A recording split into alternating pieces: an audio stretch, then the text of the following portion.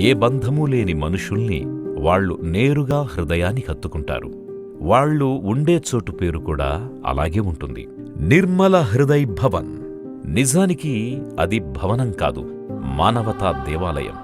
మనుషుల్లోనే దేవుడిని చూసిన ఒక మహనీయురాలి కలల సాకార కేంద్రం. అక్కడ నిర్మలమైన ప్రేమ తప్ప ఇంకేమీ కనిపించదు. ఆశ్రయం పొందిన వారి వంటి నిండా గాయాలున్నా హృదయం నిండా నవ్వులకు లోటుండదు. ఒక్క గంట అక్కడ గడిపితే ఇలాంటి చోటుండగా ప్రపంచంలో ఎవరైనా దిక్కులేని వాళ్ళెలా అవుతారు అననిపిస్తుంది.